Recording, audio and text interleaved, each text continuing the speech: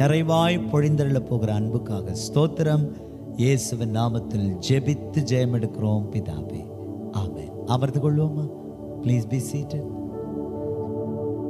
மகிமை மகிமை மாட்சிமை மாறா என்னே சருக்கே. ஆண்டவராகிய இயேசுவின் நாமத்தில் இந்த காலை தியானத்தில் எங்களோடு இணைகிற உங்கள் அனைவருக்கும் அன்பின் வாழ்த்துக்களை கொண்டு வருகிறோம். இந்த அற்புதமான ஃபைத் சீரீஸுக்காக, விசுவாசத்தை குறித்து தேவன் நம்மோடு பேசுகிற இந்த தொடர் போதனைகளுக்காக அவருக்கு ஸ்தோத்திரம். நேற்று இதுவரை உதவி செய்த எபினேசர் இனிமேலும் நமக்கு உதவி செய்ய உண்மையுள்ளவராக வல்லவராக இருக்கிறார் என்பதை குறித்து நாம தியானிச்சோம். எல்லாரும் நாம ஒரே ஆண்டவரை, ஒரே நம் கர்த்தராகிய இயேசு கிறிஸ்துவை நாம் விசுவாசிச்சாலும் அவர் மேலே நாம் வச்சிருக்கிற விசுவாசத்தின் அளவில் நாம் எல்லாரும் வேறுபடுகிறோம். ஃபெய்த் லெவல் மனுஷங்களுக்கு மனுஷங்கள் வேறுபடுது. சிலர் கணுக்கால் அளவு ஃபெய்த்தில் இருந்தால், சிலர் முழங்கால் அளவு ஃபெய்த்தில் இருக்கிறாங்க, சிலர் இடுப்பளவு, சிலர் அத்தரி. எதை சொன்னாலும் உடனே அதை செய்யக்கூடிய அளவுக்கு அவங்க ஃபெய்த்தில் உச்ச நிலையில் இருக்கிறாங்க.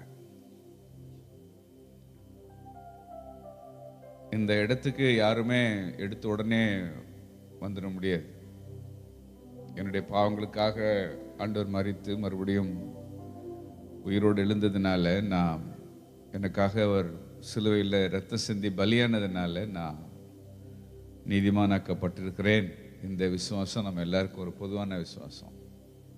நம்முடைய தேவன் நம்ம மேலே வச்ச இந்த கிருபையை நாம் விசுவாசிச்சதுனால தான் நாம் ரட்சிக்கப்பட்டோம். ஆனால் தேவன் நம்ம வாழ்க்கையில் நம்ம கொண்டு காரியங்களை செய்ய முன்வருகிற பொழுது அவர் நமக்காக ஆயத்தம் பண்ணி இருக்கிற காரியங்களை நம்ம இடத்துல வெளிப்பாடுகளாக கொடுக்கிறார். நம்ம கண் காணாத, நம்ம காது கேட்டிராத காரியங்களை அவர் நமக்கு he reveals, அந்த காரியங்களை நமக்கு வெளிப்படுத்துகிறார். அப்படி ஆண்டவர் பெரிய காரியங்களை நம்மிடத்துல பேசும் பொழுது அதை ஒரு மனுஷன் விசுவாசிக்கிறதுக்கு என்ன செய்யறான்னா கொஞ்சம் தயங்குறான். ஓகே, அப்ப இந்த தயக்கத்தை நம்ம விட்டு நீக்கும்படி தேவன் நமக்கு ஊழியங்களை செஞ்சு நம்ம விசுவாசத்தை ஒரு பெரிய லெவலுக்கு எடுத்துட்டு போறார்.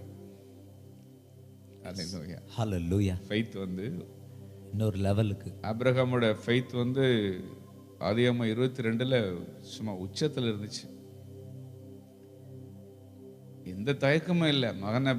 தகன பலியா செலுத்துற விஷயத்துல எந்த தயக்கமும் இல்லை. அந்த அளவு அவர் தேவனை முழு இருதயத்தோடு விசுவாசித்து, மரிச்சு போன ஒரு சரீரத்தில் இருந்தும் மரிச்சு போன கற்பத்தில் இருந்தும் பிறந்தவன் எப்படி மரிச்சு போவான்? அதுதான் அவருடைய ஃபெய்த் லெவல். அதனால நானும் பிள்ளையாண்டானும் அவரிட மட்டும் போய் கர்த்தரை தொழுது கொண்டு திரும்பி வருவோம் அப்படின்னு சொன்னார். நடக்க போற காரியத்தை நடக்க போறதுக்கு முன்னாடியே உறுதியா சொல்லிட்டார். கட்டருக்கு நெருப்பு இருக்கு, எங்கப்பா ஆட்டுக்குட்டின்னா அதை கர்த்தர் பார்த்து கொள்வார்னு முடிச்சிட்டார் ஒரே வார்த்தையில். அப்படி ஸோ எல்லாம் ஒரு சாதாரண விஷயத்துல சொல்லப்பட்ட அறிக்கை அல்ல. தம் மகனை பலியா செலுத்துகிற நேரத்தில் அவர் பண்ணின அறிக்கை.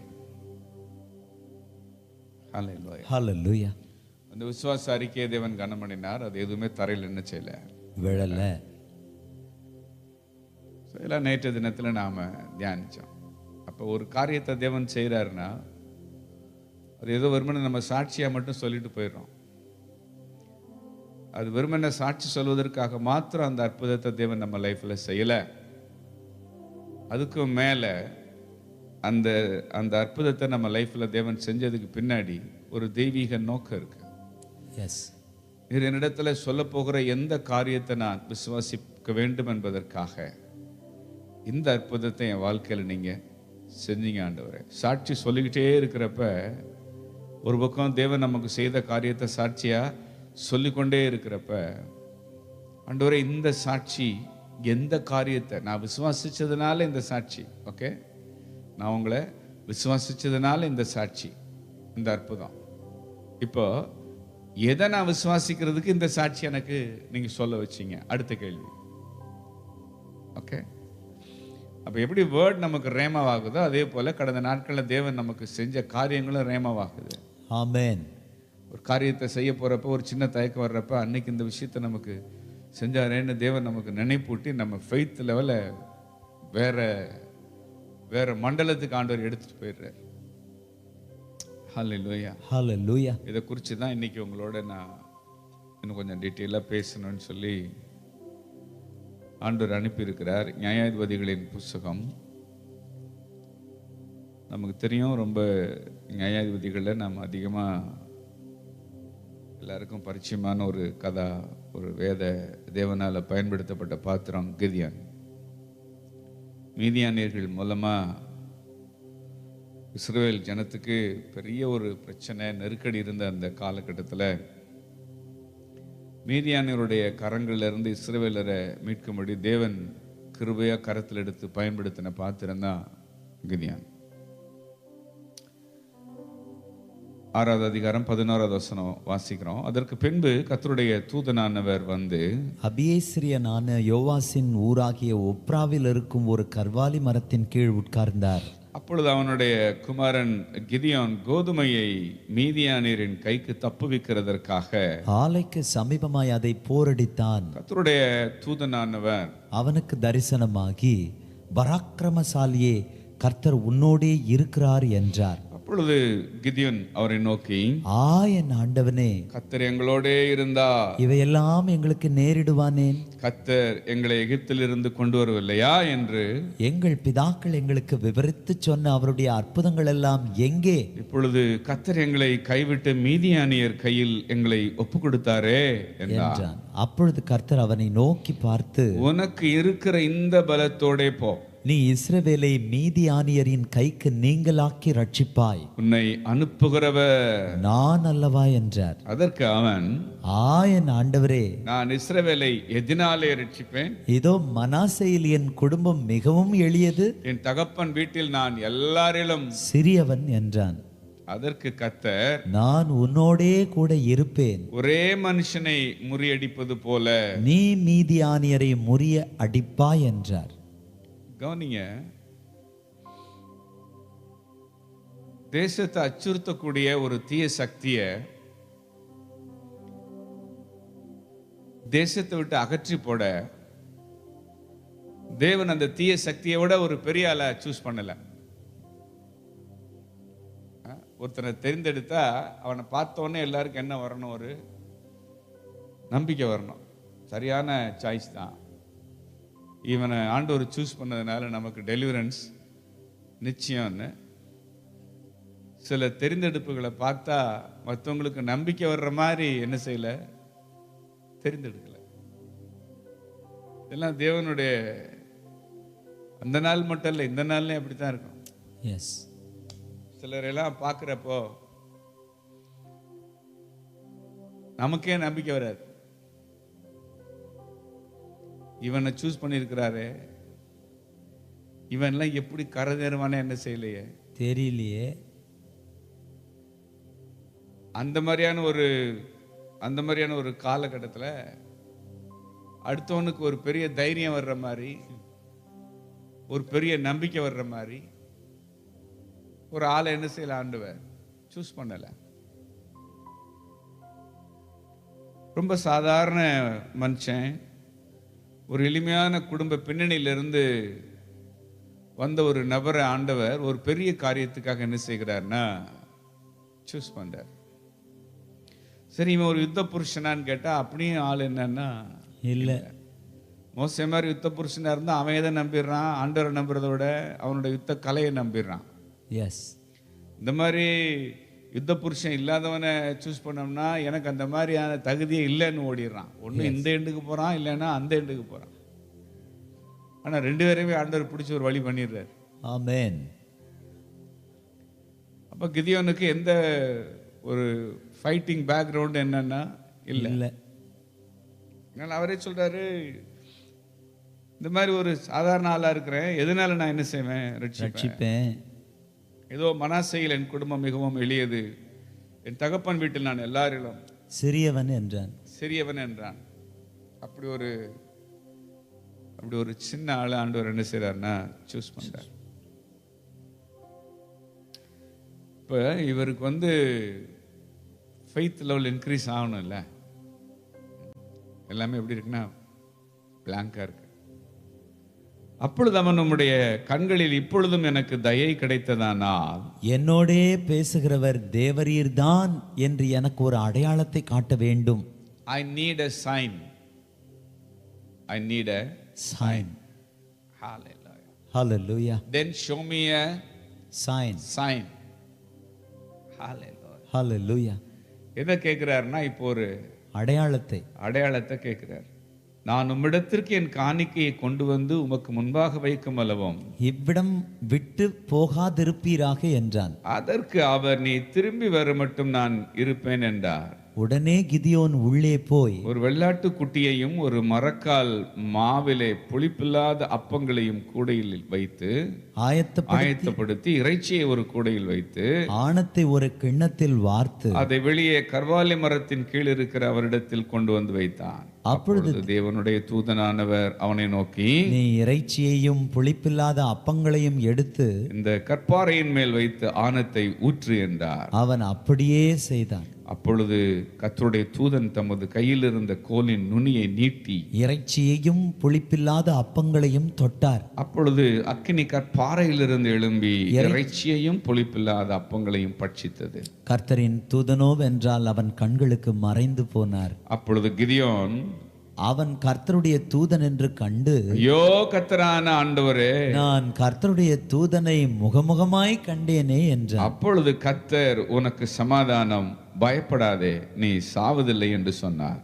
அங்கே கிதியோன் கர்த்தருக்கு ஒரு பலிபீடத்தை கட்டி அதற்கு யெகோவா ஷாலோம் என்று பெயரிட்டான். அது இந்நாள் வரைக்கும் அபியேஸ்ரியரின் ஊராகிய ஒப்ராவில் இருக்கிறது. கிதியோனை கொண்டு தேவன் செய்ய விரும்பின காரியம் பெருசு. ஆனா கிதியோன் எப்படி இருந்தாரு? சிறுசா இருந்தார். இப்போ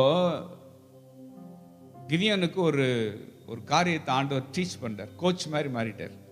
என்ன ஆயிட்டார்னா கோச், பயிற்சியாளர் ஆயிட்டார். எப்பா இது உன் பலத்தினால இல்லை, அதனால உனக்கு இருக்கிற இந்த பலம் போதும். உனக்கு இப்ப தேவை என்னன்னா விசுவாசம் தான் தேவை. எஸ். உனக்கு என்ன தேவையில்லை, பலம் தேவையில்லை. உனக்கு என்ன தேவை? இப்போ உனக்கு விசுவாசம் தேவை. அதனால நீ என்னை விசுவாசிப்பதற்கு ஏதுவான ஒரு ஊழியத்தை நான் உனக்கு செய்ய விரும்புறேன். ஹல்லேலூயா. பெரிய காரியம், அதை கிரகிக்கவே யாரால முடியல? கிதியோனால முடியல. ஒரு படை இருக்கணும், அல்லது ஒரு அரச பரம்பரையில் பிறந்தவனா இருக்கணும், அவனுக்கு ஒரு தளபதி இருக்கணும், அதிகார அடுக்குகள் இருக்கணும். ஒண்ணுமே இல்லை. பாவம் கோதுமையை மீதியானியருடைய கைக்கு தப்புவிக்க அது ஆலைக்கு சமீபமா விவசாயம் பார்த்துக்கிட்டு இருக்க ஒரு விவசாயியை கையை பிடிக்கிறார். யாரை கையில் பிடிக்கிறாரு? விவசாயி. ஏர் உழவனை கையில் பிடிக்கிறார். உழவனுக்கு வந்த அழைப்பு, அதில் உழைத்து கொண்டிருந்த உழவனுக்கு நேராக கடந்து வந்த அழைப்பு. இவ்வளவு பெரிய காரியங்கள் எல்லாம் நடக்குன்றதுக்கான விசுவாசம் யார்கிட்ட இல்ல? கிதியோன் கிட்ட இல்ல. அதனால அவர் கேட்கிறாரு, ரொம்ப பெரிய விஷயமா இருக்கு நீங்க சொல்றதெல்லாம், ஆனா நீங்க தான் பேசுறீங்கன்னு தெரிஞ்சா நம்புறதுக்கு எனக்கு ஒரு கஷ்டம் என்னன்னா இல்ல. அதனால நீங்க பேசுற காரியத்தை நான் டவுட் பண்ணல. எஸ். நீங்க தான் பேசுறீங்களான்னு எனக்கு ஒரு அடையாளம் கொடுப்பீங்களா அப்படின்னா, அவன் கேட்டுக்கொண்ட அடையாளத்தை கர்த்தர் என்ன செய்றார்? அப்படியே கொடுத்தார். உடனே அதுக்கு என்ன பேர் வைக்கிறாரு? Jehovah shalom. ஒரு புதிய அனுபவம். புதிய விசுவாசம். Okay, S.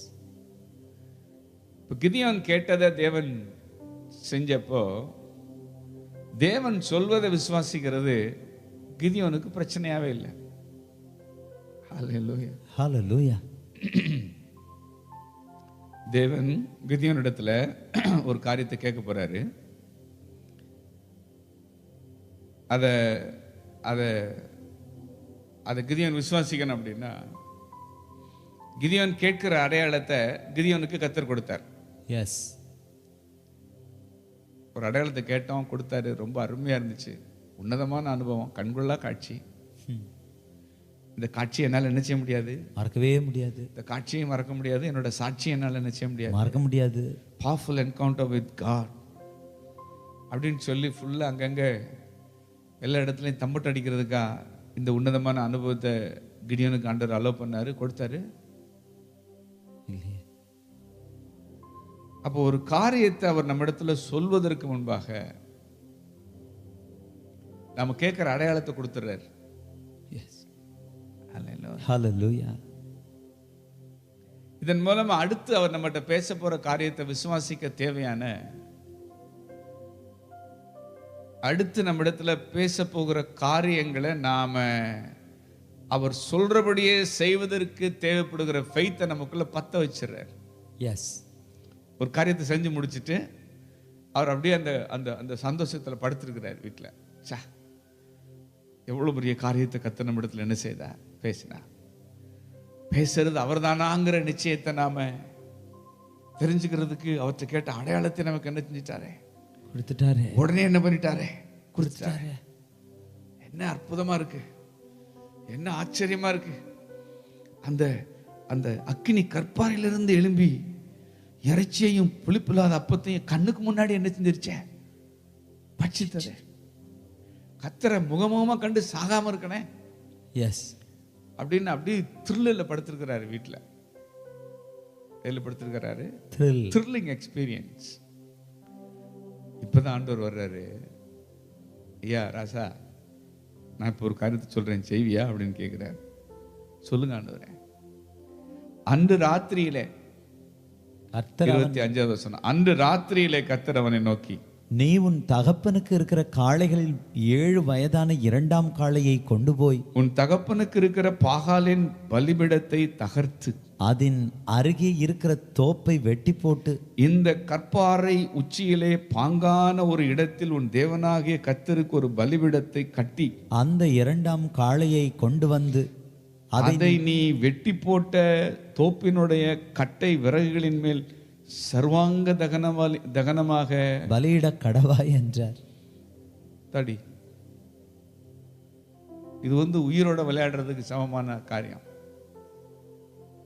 பாகால் வழிபாடு ஓஹோன்னு இருந்த காலகட்டத்தில் பாகாலோட கோயிலை போய் அடிச்சு உடைச்சி அங்க இருக்கிற தோப்பை வெட்டி அதுக்கப்புறம் எனக்கு ஒரு பலிபீடத்தை கட்டி அந்த தோப்பினுடைய கட்ட விறகுகளில் சர்வாங்க தகனமாக பலியிட கடவாய் என்றார். உயிரோட விளையாடுற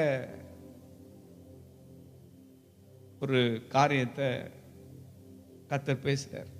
எஸ்.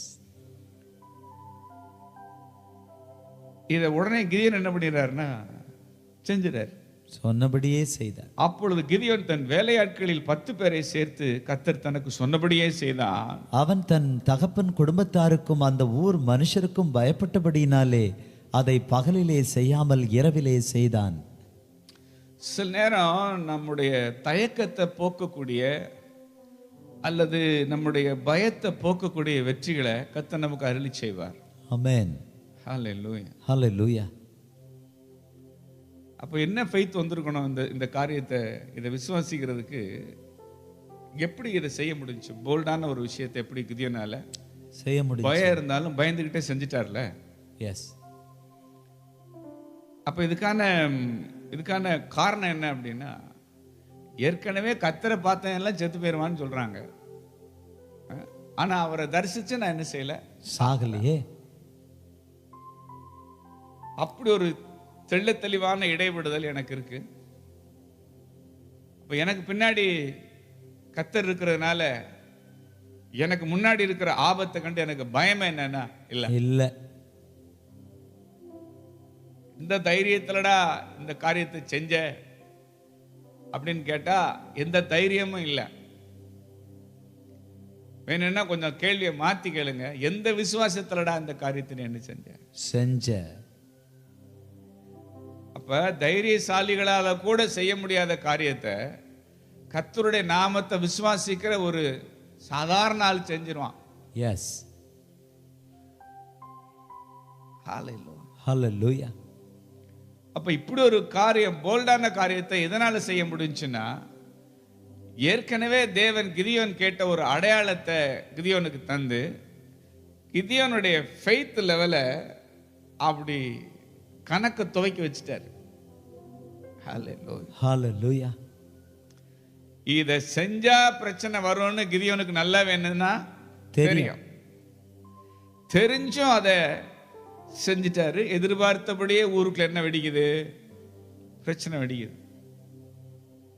அந்த ஊர் மனுஷர் காலமே எழுந்திருந்த போது இதோ பாகாலின் பலிபீடம் தகர்க்கப்பட்டதும் அதன் அருகே இருந்த தோப்பு வெட்டி போடப்பட்டதும் கட்டப்பட்டிருந்த பலிபீடத்தின் மேல் அந்த இரண்டாம் காளை பலியிடப்பட்டதுமாய் இருக்க அவர்கள் கண்டு ஒருவரை ஒருவர் நோக்கி இந்த காரியத்தை செய்தவன் யார் என்றார்கள். கேட்டு விசாரிக்கிற போது யோவாசின் மகன் கிதியோன் இதை செய்தான் என்றார்கள். அப்பொழுது ஊரார் யோவாசை நோக்கி உன் மகனை வெளியே கொண்டு வா, அவன் பாகாலின் பலிபீடத்தை தகர்த்து அதன் அருகே இருந்த தோப்பை வெட்டி போட்டான், அவன் சாக வேண்டும் என்றார்கள். யோவாஸ் தனக்கு விரோதமாக நிற்கிற அனைவரையும் பார்த்து நீங்களா பாகாலுக்காக வழக்காடுவீர்கள்? நீங்களா அதை ரட்சிப்பீர்கள்? அதற்காக வழக்காடுகிறவன் இன்று காலையிலே தானே சாக கடவன். அது தேவனானா? தன் பலிபீடத்தை தகர்த்தது நிமித்தம் அதுதானே தனக்காக வழக்காடட்டும் என்றார். பலிபீடத்தை தகர்த்தது நிமித்தம் பாகால் அவனோட வழக்காடட்டும் என்று சொல்லி அந்நாளிலே அவனுக்கு ஏறுபாகால் என்று பெயரிடப்பட்டது. ஹல்லேலூயா. இப்ப கிதியோனோட ஃபெய்த் எப்படி இருந்திருக்குன்னு நினைக்கிறீங்க? ஒரு லெவல்ல இருந்து அடுத்த லெவலுக்கு போயிடுச்சு. எஸ். நடா அன்னைக்கு என்னடா பெருசா பேசினாரு, ஒரு அடையாளத்தை கேட்ட அடையாளத்தை என்ன செஞ்சிட்டாரு? கொடுத்துட்டாரு. கொடுத்த உடனே பேசினது கர்த்தர் தாங்கிற விசுவாசம் எனக்கு என்ன செஞ்சிச்சு? வந்துருச்சு. அந்த விசுவாசம் வந்த உடனே அடுத்த காரியத்தை சொன்னாரு. இது ரொம்ப டேஞ்சரான விஷயமா இருந்துச்சு. ஆனால் அவர் நமக்கு பின்னாடி இருக்கிறாருங்கிற விசுவாசத்துல நான் என்னன்னா செஞ்சேன். இந்த காரியத்தை செஞ்சும் என்னை எவனும் சாகடிக்க முடியலையே. எஸ். அப்படின்னா கர்த்தர்காரன் நம்ம மேல வலுவா என்ன செய்யுதுன்னா இது ஒரு சாட்சி. இப்போ சாட்சிக்கு மேல சாட்சி. இந்த சாட்சி எது கொடுத்தாரு? பெரிய ஹீரோன்னு ஊரு பூரா தண்டரா போடுறதுக்கா? இல்லையே. எங்க ஊர்ல இருந்த கோயிலே வெட்டி ஆண்டவருக்கு நான் பீடத்தை கட்டி பலி செலுத்தினேன் தெரியுமா உங்களுக்கு அப்படின்னு சொல்லி பெரிய ஒரு ஒரு காரியத்தை சாட்சியா சொல்லிட்டு திறறதுக்காக அதை செஞ்சாரு ஆண்டவர்? இல்லை. இல்ல. கிதியோனுடைய ஃபெய்த் இப்ப ஒரு லெவல்ல இருந்து இன்னொரு லெவலுக்கு வருது. Gradually his faith level increases. Yes. Hallelujah. Hallelujah. இப்ப கிதியோனுக்கு என்ன கேள்வி மனசுல எழுந்திருக்குன்னா, நீங்க என்னிடத்துல சொல்ல போற எந்த பெரிய காரியத்தை நான் விசுவாசிக்கணுங்கிறதுக்காக இந்த மாதிரியெல்லாம் என் வாழ்க்கையில நீங்க இடைபடுறீங்க? செத்து இருக்கணும். எங்க ஊர்ல தோப்பை வெட்டினப்ப அந்த விறக வச்சே என்னைய கொல்லி வச்சிருப்பாங்க. எஸ். ஆனா இவ்வளவு நீங்க சொன்னீங்கன்றதுக்காக ஒரு காரியத்தை செய்யறேன். செத்து இருக்கணும். இந்நேரம் நான் இந்நேரம் என்ன பண்ணிருக்கணும்? செத்து இருக்கணும். ஆனா நான் சாகல. உங்களை விசுவாசிச்சு உங்க சத்தத்துக்கு கீழ்ப்படிஞ்சதுனால நான் மறிக்கல. என்னுடைய விசுவாசத்தை நீங்க கனம் பண்ணி இப்ப என்ன ஒன்னு சாட்சியா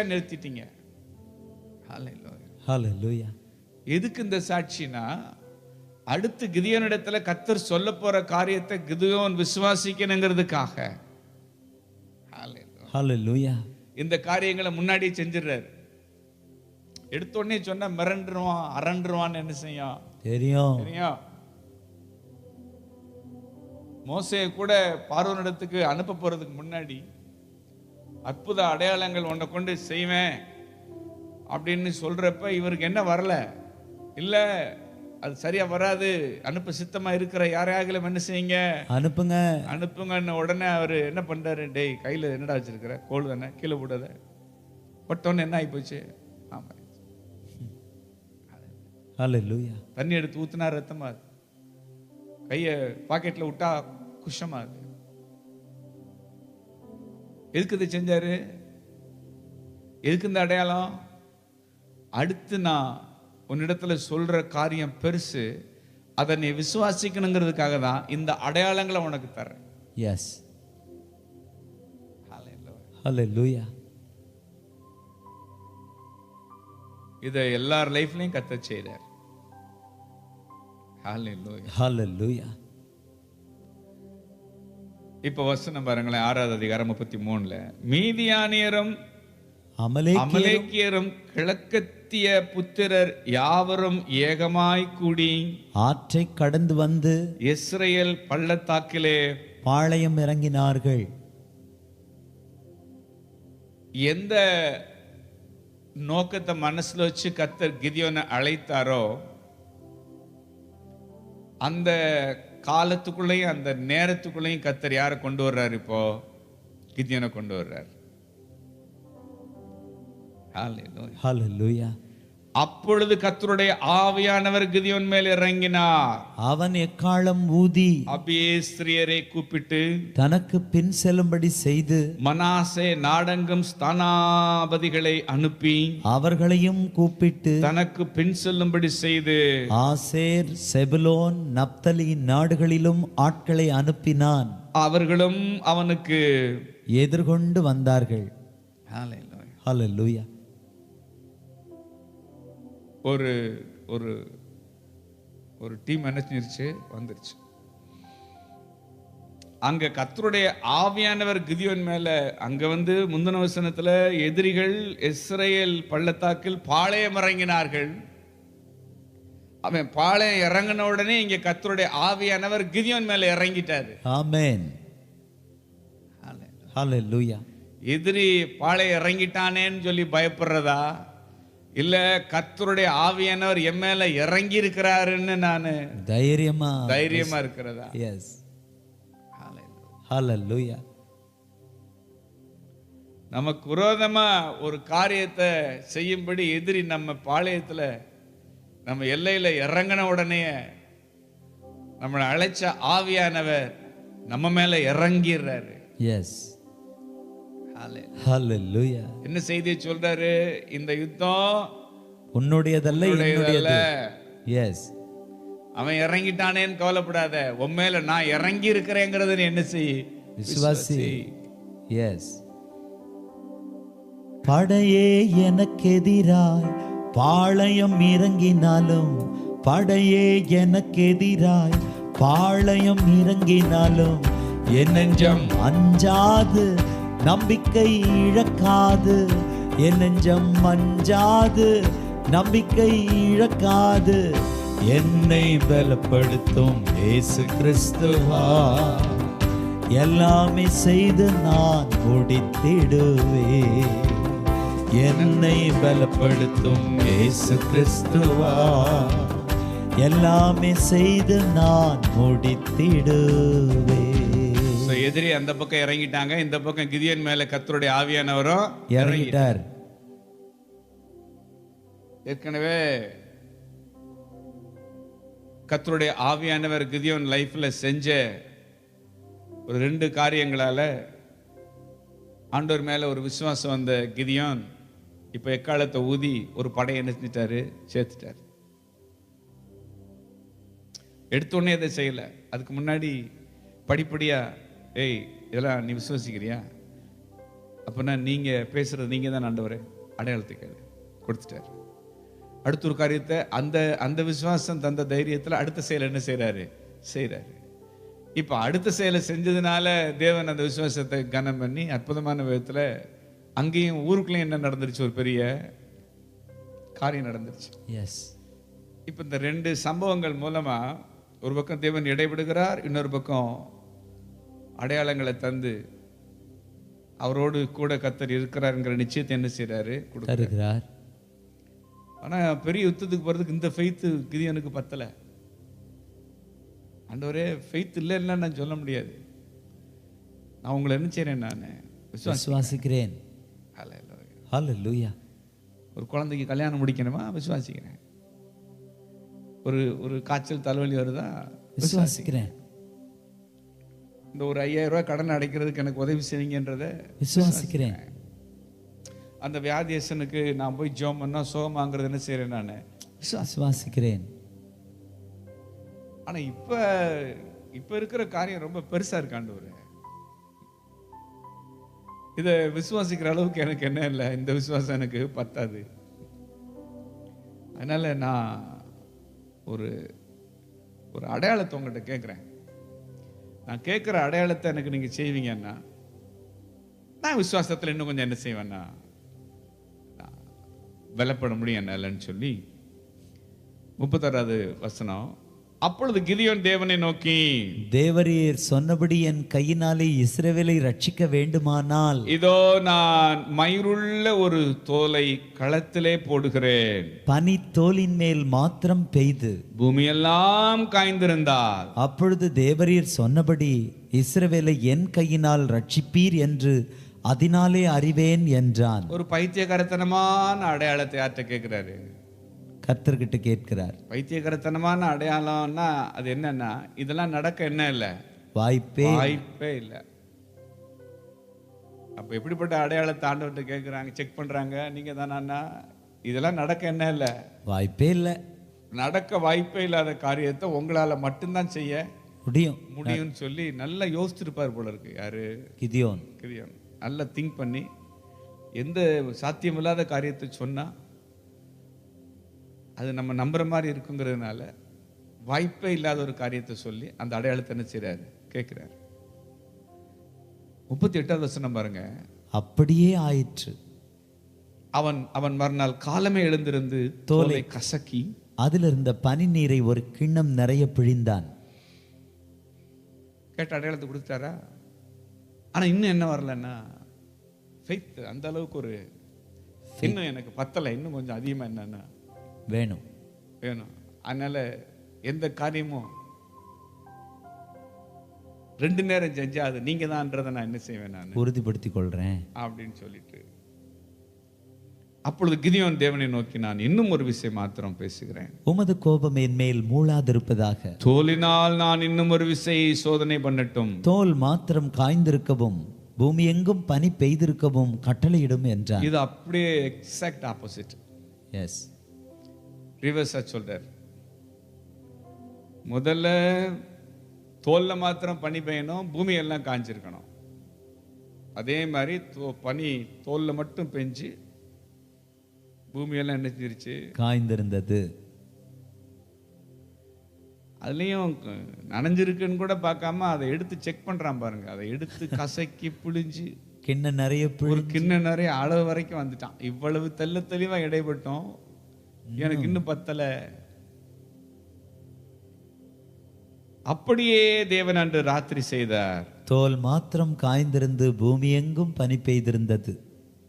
நடக்க வாய்ப்பே இல்லாத 2 காரியங்கள் அடையாளமா கேட்டு இப்ப 2ஐயும் கிதியோனுக்கு யார் செஞ்சிட்டா, கர்த்தர் செஞ்சிட்டா. ஹல்லேலூயா. நீங்க எப்படி இத நீங்க இந்த பேசேஜை பார்க்கணும் அப்படின்னா, அன்னைக்கு அந்த நாள் எப்படி இருந்திருக்கும் கிதியோனுக்கு? கேட்ட 2 அடையாளத்தின்படி என்ன நடந்துருச்சு. அப்ப கிதியோன் எப்படி திங்க் பண்ணியிருப்பாருன்னா, சூப்பர் நேச்சுரலான ஒரு காரியங்கள் மண்டலத்துல நாம என்னென்ன கனெக்ட் ஆயிருக்கிறோம், சர்வ வல்ல தேவனோடு நேரடி இணைப்புல இருக்கிறேன்.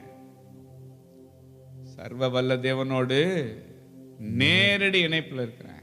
எஸ், அப்படி தக தக தகன்னு இருக்கிறாரு. யாரு? கிதியோன். கிதியோன்.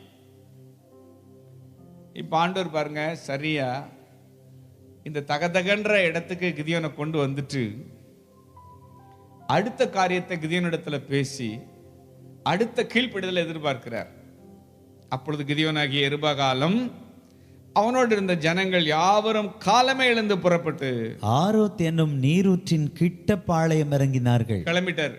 இந்த 2 அடையாளங்கள் கிடைச்ச உடனே கிதியோன் என்ன பண்ணிட்டாரு? கிளம்பிட்டாரு. யுத்தத்துக்கு கிளம்பிட்டார். ஏன்னா ஃபெய்த் லெவல் எப்படி இருக்குன்னா படு சூடா இருக்கு. மீதியானரின் பாளையம் அவனுக்கு வடக்கே மோரேமேட்டிற்கு பின்னான பள்ளத்தாக்கில் இருந்தது. அப்பொழுது கர்த்தர் கிதியோனை நோக்கி, நான் மீதியானியரை உன்னோடு இருக்கிற ஜனத்தின் கையில் ஒப்பு கொடுக்கிறதற்கு அவர்கள் மிகுதியாயிருக்கிறார்கள். என் கை என்னை ரட்சித்தது என்று இஸ்ரவேல் எனக்கு விரோதமாக வீம்பு பேசுகிறதற்கு இடமாகும். ஆகையால் பயமும் திகிலும் உள்ளவன் எவனோ அவன் திரும்பி கீலேயாத் மலைகளிலிருந்து விரைவாய் ஓடிப்போக கடவன் என்று நீ ஜனங்களின் செவிகள் கேட்க பிரசித்தப்படுத்து என்றார். அப்பொழுது ஜனத்தில் 26,000 பேர் திரும்பி போய்விட்டார்கள். 10,000 பேர் மீதியாயிருந்தார்கள். ஹல்லேலூயா. 10,000 பேர் தான் இப்ப மிச்சம். 32,000 பேர் வந்திருக்கான்ற தைரியத்துல போன. ஒரு பக்கம் ஆண்டவர் இருக்கிறாருங்கிற விசுவாசம், இன்னொரு பக்கம் 32,000 பேர் இருக்கிறார் என்ற தைரியம். ஆண்டவர் என்ன பண்ணிட்டாருன்னா ஸ்ட்ரென்த்தை குறைக்கிறார். எஸ், எதை குறைக்கிறாரு? ஸ்ட்ரென்த் குறைக்கிறார்.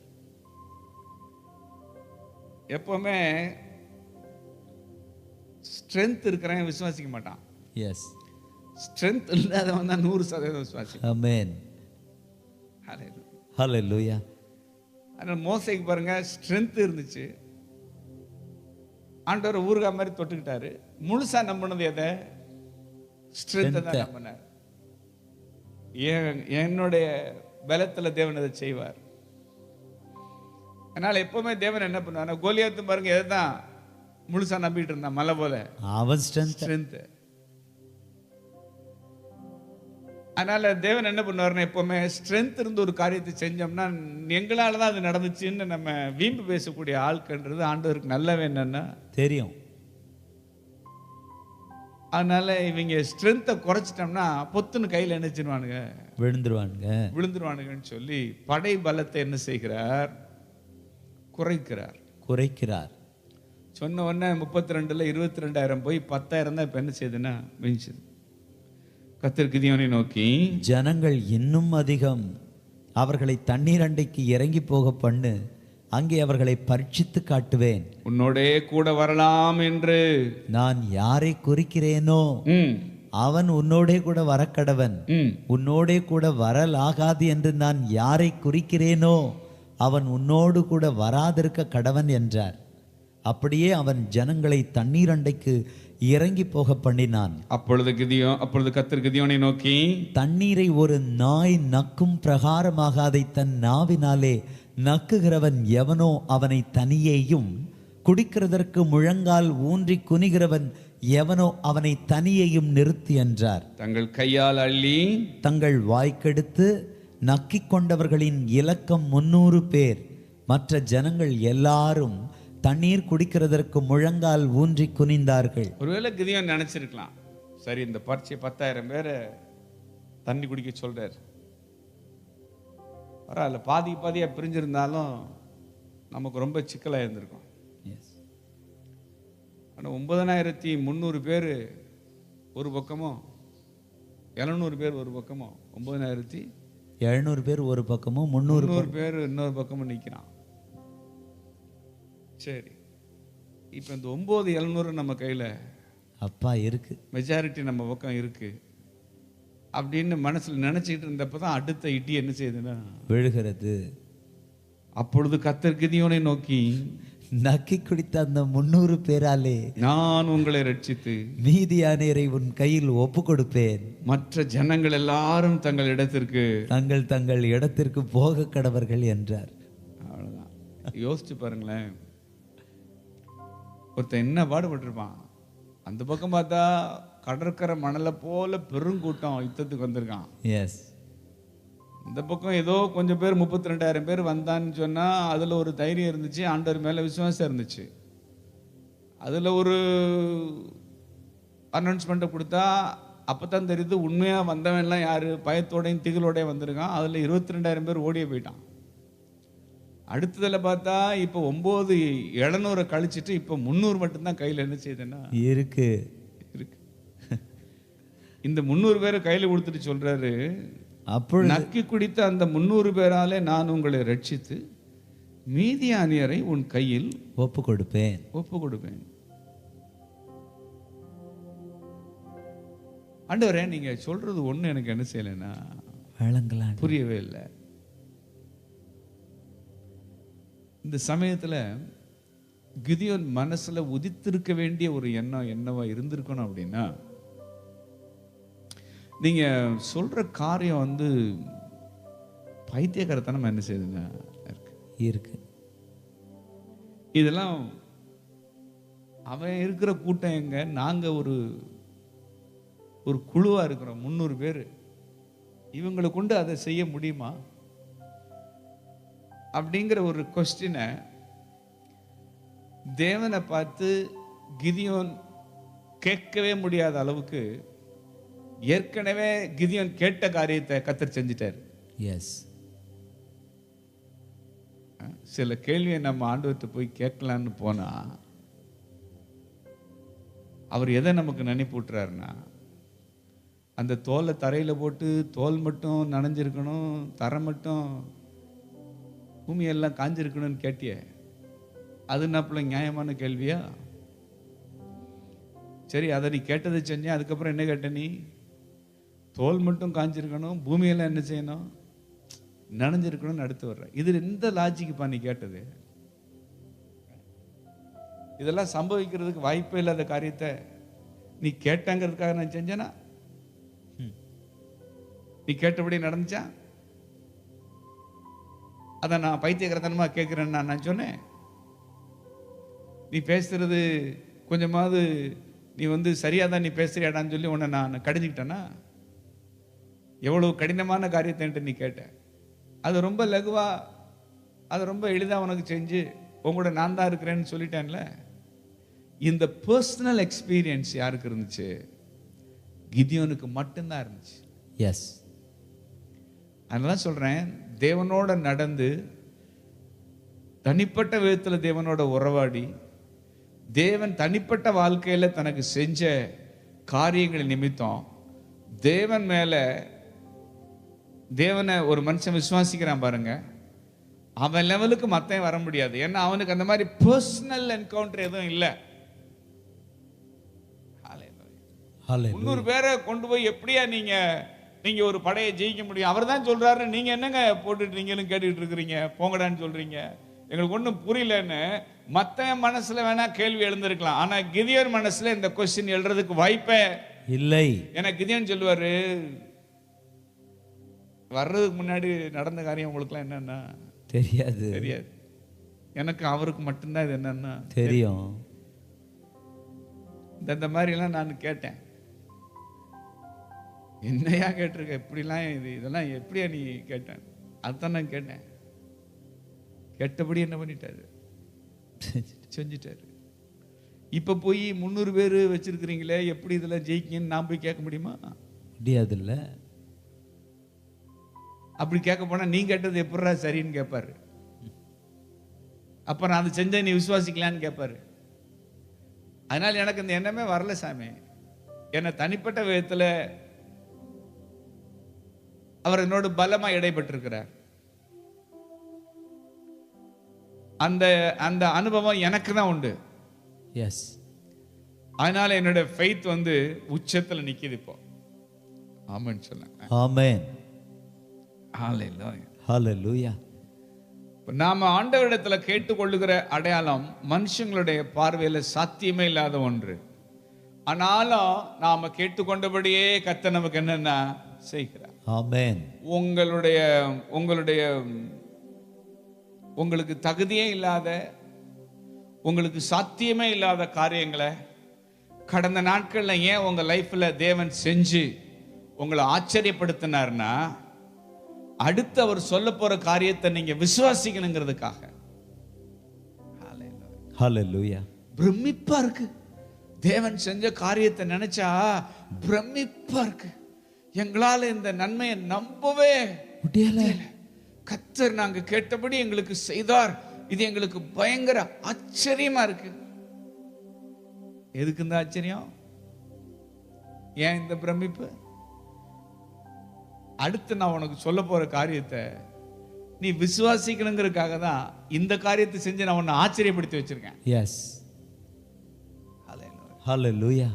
தோல்ல மட்டும் பனி பெஞ்சிருந்துச்சு, தரையெல்லாம் நனைஞ்சிருந்துச்சு. அடுத்த நாள் தரையெல்லாம் நனைஞ்சிருந்துச்சு, தோல்ல மட்டும். நீ சொல்றதெல்லாம் நம்புற மாதிரியா இருக்கு. ஏய், இப்படி சொல்லுவேன்னு தெரிஞ்சுதான் அதை கசக்கி பிழிஞ்சு எந்த அளவு தண்ணி இருந்துச்சு நான் அளந்து வச்சிருக்கிறேன். வேணும்னா கிண்ணத்துல பிடிச்ச தண்ணி வீட்டுல இருக்கு, வந்து பாரு. இவ்வளவு தெளிவா ஆண்டவர் எனக்கு செஞ்சிருக்கிறார். அது ரொம்ப ஆச்சரியமா இருந்துச்சு. அன்னைக்கு ராத்திரி பார்த்தேன்னா 2 நாள் ராத்திரியும் பயங்கர ஆச்சரியம். தோல் எல்லாம் நனைஞ்சிருக்கு, தோல் மட்டும் காஞ்சிருக்கு. இன்னொரு பக்கம் தோல் நனைஞ்சு பூமி எல்லாம் காஞ்சி. ஐயோ, என்ன ஆச்சரியம் பாரு, சான்ஸே இல்லை. ஏன் அந்த ஆச்சரியம்னா, இந்த 300 பேரை கொண்டு நான் மீதியானியரை உங்க கையில ஒப்பு கொடுத்து அவங்க கையில இருந்து நான் உங்களை ரட்சிப்பேன். இந்த செய்தியை நீ விசுவாசிக்கணுங்கிறதுக்காக தான் அந்த 2 ஆச்சரியத்தை உன் லைஃப்ல நான் பண்ணேன். ஆமென், ஹல்லேலூயா. சோ சில டெஸ்டிமனி ஆச்சரியமா இருக்கா இருக்கு. நீங்க சொல்ற சாட்சிய மத்தவன் நம்ப முடியுதோ இல்லைன்னு வச்சுக்கோங்களேன், உங்களுக்கே அது மிகப்பெரிய ஒரு ஆச்சரியம். அப்ப ஏன் இந்த ஆச்சரியமான சாட்சிகள், ஏன் இந்த ஆச்சரியமான காரியங்களை நம்ம லைஃப்ல நாம கேட்டபடி தேவன் செய்து நம்மளை பிரமிக்க பண்ணினார்னா, அடுத்து வருது பெரிய காரியம். இப்ப சொல்ல போறேன் பாரு, உனக்கு ஆச்சரியப்பட்டு உட்காந்துருக்கிற. இப்ப சொல்றேன் பாரு, அடுத்து ஒன்று சொல்ல போறேன். அதை சொன்ன உடனே நீ ஓடிடக்கூடாதுங்கிறதுக்காக தான். மற்றவன் எல்லாம் 22,000 பேர் ஓடியே போயிட்டான். கிதியோன் ஓடி போக முடியுமா? முடியாது. என்ன ஏற்கனவே பவர்ஃபுல்லான விதத்துல கிதியோனோட தேவன் நினைச்சிருக்கிறாரு, இடைப்பட்டிருக்கிறாரு. அந்த ஆச்சரியம் யாருக்கு தான் இருக்கு? கிதியோனுக்கு மட்டும்தான் இருக்கு. கிதியோனுக்கு தான் இருக்கு. சோ கடந்த நாட்கள்ல தேவன் பெரிய காரியங்களை செஞ்சு உங்களை ஆச்சரியப்படுத்தி இருப்பாருன்னா, அடுத்து அவர் உங்களிடத்துல சொல்ல போகிற காரியங்களை நீங்க விசுவாசிக்கணுங்கிறதுக்காகவே அந்த ஆச்சரியங்கள். எஸ், ஆச்சரியமா இருக்கு. இது தேவன் செஞ்சதை பாக்குறப்ப ஆச்சரியமா இருக்கு. அப்படியே சாட்சி சொல்லிட்டு போயிடலாமா? ஆண்டவர் சொல்ல, சாட்சி சொல்லு, நல்லா சொல்லு. அடுத்து நான் சொல்ல போறதுக்கு முன்னாடி நீ என்ன செய்ய? சாட்சி சொல்லு.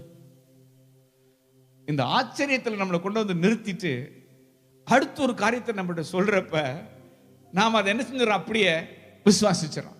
எஸ், ஹல்லேலூயா, ஹல்லேலூயா. நான் கேட்டது அவர் எனக்கு என்னன்னா செஞ்சிருக்கிறார். நான் கேட்டதை மனுஷனால செய்ய முடியாது, தேவனால மட்டும்தான் செய்ய முடியும் எனக்கு. அப்படி ஒரு காரியத்தை நான் கத்திரிடத்துல என்ன செஞ்சேன்? கேட்டேன். அது அப்படியே எனக்கு செய்து நான் கேட்டுக்கொண்டபடியே தேவன் எனக்கு அருளி செய்தார். ஓகே, இப்போ நான் கேட்டதை எனக்கு அப்படியே செஞ்ச தெய்வம் அவர் ஒரு காரியத்தை என்று சொல்றார், இதை செய்ப்பா நீ அப்படின்னு. நீ கேட்டதை நான் செஞ்சேன்ல, இப்ப நான் சொல்றது நீ செய்வியான்றார். நான் கேட்டதை அவர் செய்தார் பாருங்க, எனக்கு அவ்வளவு ஆச்சரியம். இந்த ஆச்சரியத்தில் நான் இருக்கிற பொழுதே இப்ப நான் சொல்றது நீ செய்வியான்னு கேட்கிறார். எனக்கு உடனே விசுவாசம் வந்துருச்சு. ஆச்சரியம் என்ன மாறிடுச்சு? விசுவாசம் மாறிது. எஸ், பெரிய காரியத்தை நமக்காக ஆயத்தம் பண்ணி இருக்கிற தேவன் நமக்குள்ள காணப்படுகிற சின்ன தயக்கத்தை கூட நம்மளை விட்டு நீக்கு போட கவனமா இருக்கிறார். ஆமென், ஹல்லேலூயா, ஹல்லேலூயா, ஹல்லேலூயா.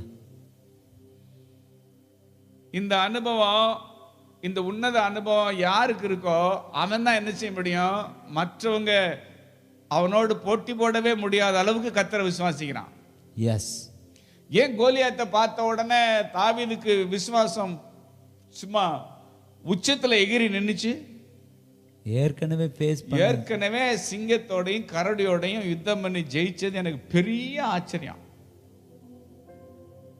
இன்னைக்கு வரைக்கும் என்னால என்ன செய்ய முடியல, நம்ப முடியல. அந்த மாதிரியான ஒரு ஆச்சரியமான காரியத்தை என் வாழ்க்கையில 2 முறை ஏற்கனவே செஞ்சிருக்கிறாரு. இப்ப அந்த 2 சாட்சியம் யுத்த களத்துல தாவீதுக்கு என்னவாகுது? ரேமா சாட்சி ஆகுது. ஆமென். ஹalleluya. நானும் இங்க விசுவாசிக்கிறேன், இந்த மீதியானியரை 300 பேரால வேற கொண்டு நான் அவங்கள முறியடிப்பேன்னு சொன்ன காரியம் கிதியோனுக்கு எந்த விதத்திலையும் ஒரு பைத்தியக்காரத்தனமாவே தெரிஞ்சிருக்க வாய்ப்பு இல்லை. ஏன்னா ஏற்கனவே தேவன் கேட்ட அந்த 2 அடையாளம் இப்ப ரேமா அடையாளமா வந்து நிக்குது. ஆமென். ரேமா அடையாளம், ரேமா சாட்சி. ஹalleluya. வார்த்தை தான் ரேமாவா வரும்னு பார்த்தா ஆண்டவர் ஏற்கனவே நமக்கு செஞ்ச அற்புத செயல்களையும் நமக்கு என்னவா கொண்டு வர்றாருன்னா ரேமாவா கொண்டு வர்றாரு. ஐயோ கப்பல்ல போய் அடிக்குது, நாங்க சாக போறோமே, வைக்க போறோமே, அப்படி இப்படின்னு புலம்புவாங்க. அப்பங்களை கொண்டு வர நம்ம என்ன செஞ்சிட்டோமே, மறந்துட்டோமே. உடனே ஏற்கனவே சொன்ன வார்த்தையை நினைப்பூட்டினாரா? ஏற்கனவே செஞ்ச அற்புதத்தை நினைப்பூட்டினாரா? ஏற்கனவே செஞ்ச அற்புதங்கள். ஹalleluya. நான் கேட்ட காரியத்தை எனக்கு அப்படியே தேவன் செய்தபடினால் இப்ப அவர் என்னிடத்துல சொல்ற காரியத்தை அப்படியே விசுவாசிக்கணுங்கிற எண்ணத்தை தவிர என் மனசுல வேற எதுவுமே இல்லை. எஸ். இந்த அனுபவத்தை தான் நான் சொல்றேன். மனுஷனுக்கு மனுஷன் இது வேறுபடுது. இந்த மாதிரியான ஒரு பர்சனல் என்கவுண்டர் நமக்கு தேவனோட தனிப்பட்ட விதத்துல இல்லாத விதத்துல என்னோட ஃபெய்த் லெவல் இது போல இன்க்ரீஸ் ஆகிறதுக்கு என்ன இல்லை, வாய்ப்பே இல்லை. ஒரு பொதுவான விசுவாசம் எனக்கு இருக்குமே ஒழிய இது போல ஒரு யுனிக்கா ஸ்பெஷலான விதத்துல தேவனை ட்ரஸ்ட் பண்ணக்கூடிய இந்த மண்டலத்துக்குள்ள நான் வர்றதுக்கு என்ன இல்லை, வாய்ப்பே இல்லை. அதான் நேற்று சொன்னேன், இந்த காட்ஸ் ஒர்க்குக்கு பின்னாடி தேவன் ஒரு ஹோம் ஒர்க்கை பண்ணாரு. எஸ். ஹalleluya. யெகோவா ஷாலோம்ங்கிறது என்னது? ஒரு ஹோம் ஒர்க். எருபாகால் என்பது ஒரு ஹோம் ஒர்க். தோல் மாத்திரம் நனைஞ்சு பூமி எல்லாம் காஞ்சது ஒரு ஹோம் ஒர்க். தோல் காஞ்சிருந்து பூமி எல்லாம் நனைஞ்சது ஒரு ஹோம் ஒர்க். இத்தனை ஹோம் ஒர்க்கை பண்ணிட்டு தான் இங்க காட்ஸ் ஒர்க் ஸ்டார்ட் ஆகுது. ஆமென். ஹalleluya. சோ உங்க ஹோம் ஒர்க் ரொம்ப முக்கியம். எஸ். உங்க ஹோம்ல என்ன நடந்துச்சு? ஒர்க். உங்க ஹோம்ல தேவன் செஞ்ச கிரியை என்ன? ஹalleluya. தேசத்துல ஒரு காரியத்தை நான் செய்ய போறேங்கிறதுக்கான அடையாளமே உன் ஹோம்ல தான் நான் வச்சிருக்கிறேன். எஸ். ஆமென் சொல்லுங்க. ஆமென். இப்போ ஹோம் ஒர்க் வந்து ஹெவியா இருக்கிறப்ப யுத்த காலத்துல போறவனுக்கு என்னென்ன ஞாபகம் வருது? ஹோம் ஒர்க் தான் ஞாபகம் வருது. எஸ். அது செஞ்சாரே, இதையும் செய்வார். நானும் அவரும் தனியா இருக்கிறப்ப அதை எனக்கு செஞ்சாரே. அதை செஞ்சவர் தான் இப்ப என்னிடத்துல என்ன செய்யறாரு? பேசுறாரு. அதை எனக்கு செஞ்சவர் தான் இந்த காரியத்தை செய்யன்னு எனக்கு கட்டளையிடுறாரு. இதை எப்படி என்னால விசுவாசிக்காம இருக்க முடியும்? இவ்வளவு ஹோம் ஒர்க் இருந்தா தான் இந்த ஃபெய்த் ரெல்முக்கே நம்ம வர முடியும். ஆமென். ஹோம் ஒர்க்கே இல்லாம நீங்க எப்படி பண்ண முடியும்? பர்சனல் விட்னஸே இல்லை, எப்படி ஃபெய்த் லெவல் இன்க்ரீஸ் ஆகும்? உங்களுக்கு ஸ்ட்ரென்த் தான் இருக்கு, விட்னஸ் இல்லை. ஹalleluya. சில பேர்ட்ட பாருங்க, ஸ்ட்ரென்த் செஞ்சலாம், முடிச்சலாம், பண்ணிடலாம், இது ஒன்றும் பெரிய விஷயம் என்னன்னா இல்ல இப்படியே தான் சொல்லுவான். ஸ்ட்ரென்த்ல கர்த்தரை விசுவாசி சொல்றதுல தப்பு இல்லை. ஆனா நமக்கு இருக்கிற ஆள் பலம், படைபலம், பணபலத்தை நம்பி எதையும் செஞ்சிடலாம் அப்படின்னு நம்ம போல்டா பேசுறோம் பாருங்க, அது தேவன் ரசிக்கிறதே இல்லை. எஸ். சகிச்சுக்கவே முடியல அவரால. ஹalleluya.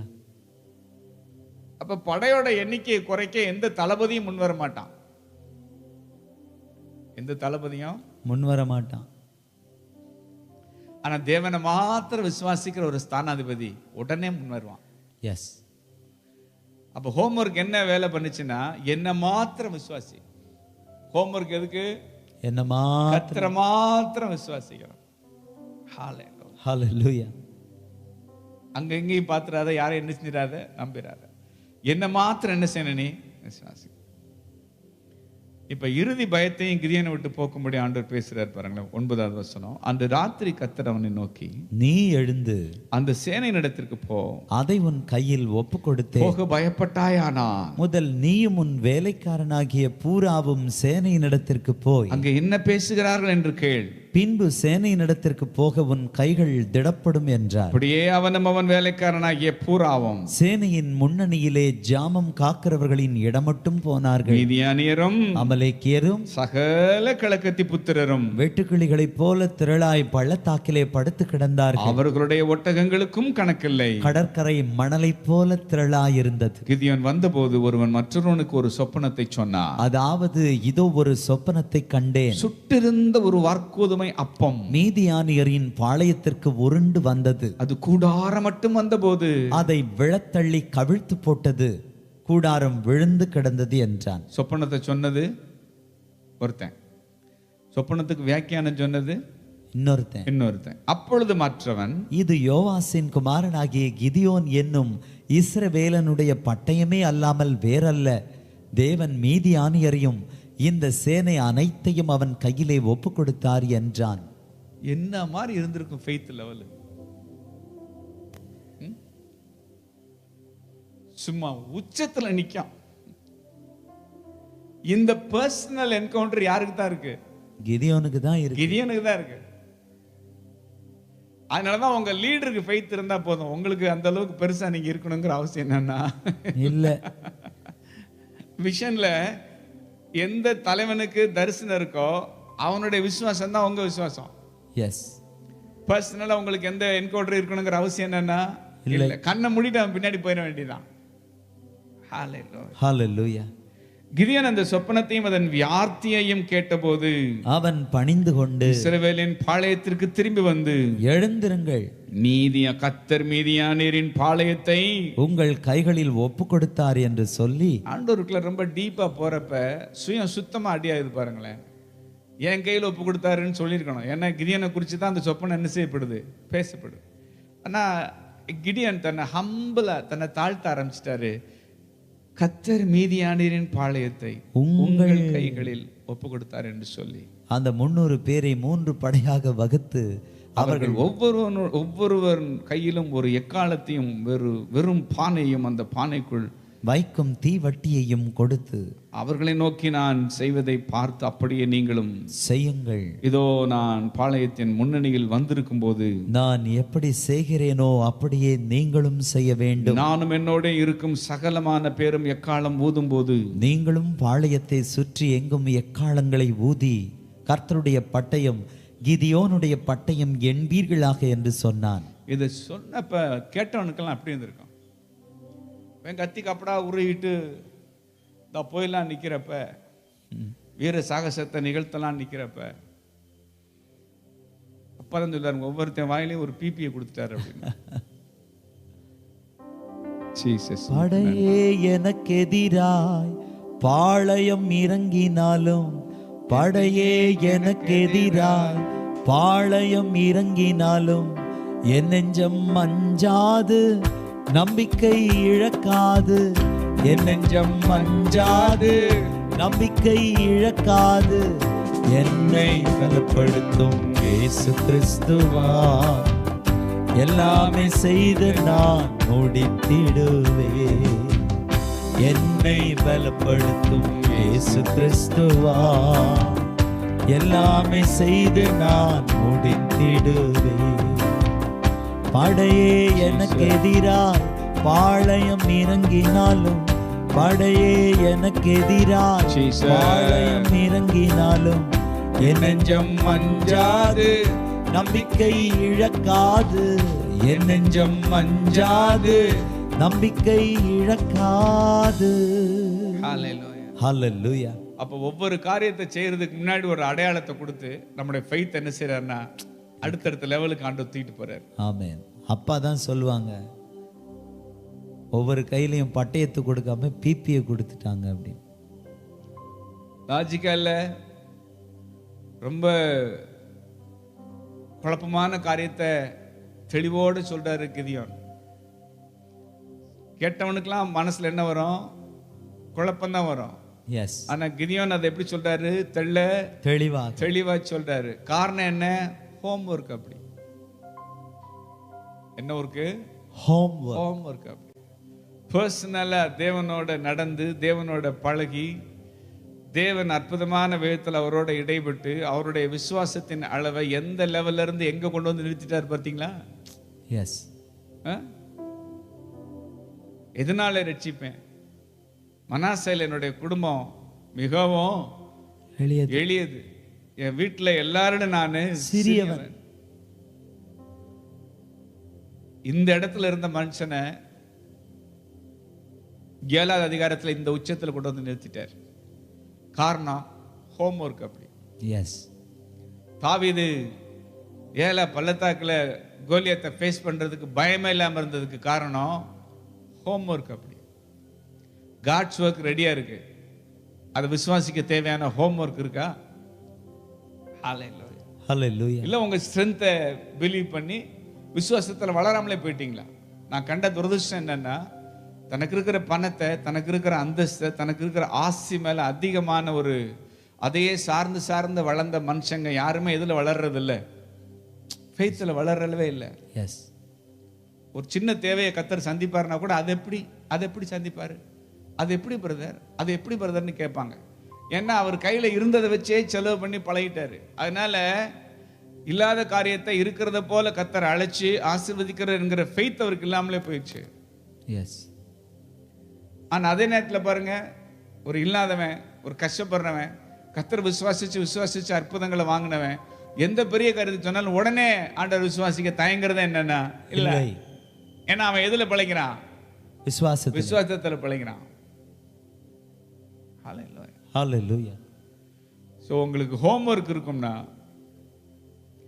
இந்த செய்திகளை நம்ம தியானிச்சதை போல் ஒரு ஹோம் ஒர்க் உங்கள் லைஃப்பில், உங்கள் ஃபேமிலியில், பர்சனலாக அல்லது உங்களோட தனிப்பட்ட விதத்தில் தேவன் இடைப்பட்டு உங்கள் விசுவாசத்தை வர்த்திக்க செய்திருப்பாரே. ஆனால் ஏதோ உங்களை ஆச்சரியப்படுத்த இந்த காரியங்கள் அவர் செய்யலை. வரப்போகிற காரியம் பெருசு, உங்கள் அழைப்புக்கு எடுத்த காரியம். அதை குறித்து தேவன் உங்களிடத்தில் பேசும் பொழுது நீங்கள் எந்த சந்தேகம் இல்லாமல் அவர் அப்படியே விசுவாசிக்கணுங்கிறதுக்காக தான் கடந்த நாட்களில் உங்கள் வீட்டில் எந்த காரியங்களை செய்து தேவன் உங்களை ஆச்சரியப்படுத்தினார். ஆமென். ஹல்லேலூயா. யோவான் பிறந்தவொன்னு எல்லாருக்கும் என்ன வந்துச்சு? ஆச்சரியம். ஆனா யோவானை கொண்டு தேவன் செய்ய போற காரியத்தை பேசுறப்ப சகரியாவுக்கு எந்த சந்தேகமும் வரல. எஸ். ஏன்னா ஹோம் ஒர்க் அப்படி. எஸ். என்ன ஒர்க் அப்படி? ஹோம் ஒர்க் அப்படி. மோரியா மலையில ஈசாக்கு பலி செலுத்த ஆபிரகாமுக்கு எந்த தயக்கமும் வரல. காரணம் என்ன? ஹோம் ஒர்க் அப்படி. ஆமென். செத்து போன கற்பத்திலையும் செத்து போன சரீரத்துல இருந்தையும் பிறந்தவன் ஹோம் ஒர்க் அது. ஆனா மோரியா மலையில காட்ஸ் ஒர்க். எஸ். ஹல்லேலூயா. ஹல்லேலூயா. உங்க ஹோம்ல தேவன் செஞ்ச அதிசயமான காரியங்கள் தான் தேசத்துல தேவன் செய்ய போற காரியங்களை நீங்க விசுவாசிப்பதற்கு தேவன் பயன்படுத்துகிற வினையூக்கிகள். எஸ். ஹல்லேலூயா. சோ ஹோம் ஒர்க் இல்லாம நீங்க பேட்டில் ஃபீல்டுக்கே வர முடியாது. யுத்த களத்துக்கு கொண்டு வர்றதுக்கு முன்னாடி குடும்பம் என்கிற களத்துல வச்சு, பர்சனல் லைஃப் என்கிற களத்துல வச்சு தேவன் பவர்ஃபுல்லான என்கவுண்டர்ஸ் நமக்கு தந்து நம்முடைய ஃபெய்த் லெவலை வர்த்திக்க செய்து அரக்கர்களை வீழ்த்தக்கூடிய மண்டலத்துக்குள்ள நம்மளை கொண்டு வந்து நிறுத்துகிறார். ஆமென். ஹல்லேலூயா. கிதியோனுக்கு நடந்தது இதுதான், தாவீதுக்கு நடந்தது இதுதான், ஆபிரகாமுக்கு நடந்தது இதுதான். அதே காரியம் இன்னைக்கு நமக்கு நடக்குது. கடந்த 15 வருஷமா 20 வருஷமா 25 வருஷமா கர்த்தரோட நடந்தப்போ தேவன் செஞ்ச ஆச்சரியமான காரியங்களுக்காக அவருக்கு ஸ்தோத்திரம். ஸ்தோத்திரம். இந்த ஆச்சரியமான காரியங்கள் எதுக்குன்னா, எதுக்காக நீங்க பிறந்தீங்களோ, உங்க அழைப்பு கிடைத்த காரியத்துல தேவன் உங்களோடு பேசுகிற விஷயங்களை சந்தேகத்துக்கு இடமில்லாம நீங்க விசுவாசிக்கணும். நீங்க விசுவாசிச்சாதான் பவர் ரிலீஸ் ஆகும். அந்த விசுவாசத்தை உங்களுக்குள்ள சிருஷ்டிப்பதற்காக, எனக்குள்ள சிருஷ்டிப்பதற்காக தேவன் நம்முடைய குடும்பங்கள்ல செய்த கிரியைகளுக்காக அவருக்கு குடும்பத்துல என்ன செஞ்சாரு? ஹalleluya. அதுக்கும் நாட்டில் தேவன் செய்ய போற காரியத்துக்கும் நேரடி சம்பந்தம் இருக்கு. எஸ். அதனால குடும்பத்துல செஞ்ச காரியத்தை நினைச்சு வெறுமனே ஆச்சரியப்பட்டு சாட்சி சொல்லிட்டு அப்படி போயிடலாம் நினைக்காதீங்க. இந்த சாட்சி ரேமா சாட்சியா மாறும்.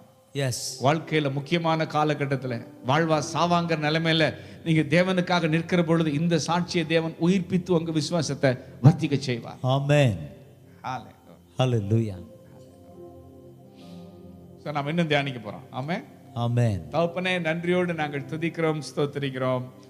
இந்த அற்புதமான ஒரு சாதாரண நிலைமையில இருந்த ஒரு கித்யனை ஆண்டவரே தனிப்பட்ட விதத்துல பல விதங்கள்ல அவனோட நீங்க இடைப்பட்டு அந்த அந்த சாதாரண மனுஷன், மற்றவங்க சாதாரணமா பார்த்தாங்களோ இல்லையோ, அவரே அவரை ரொம்ப சாதாரணமா அற்பமா பார்த்த ஒரு தேவ மனுஷன் அவருடைய விசுவாசத்தை வர்த்திக்க செய்து இந்த அளவு பெரிய காரியங்களை அவருடைய வாழ்க்கையில நீங்க செஞ்சிருப்பீங்கன்னா அதுக்கு காரணம் ஹோம்ஒர்க்குன்னு சொல்றீங்க.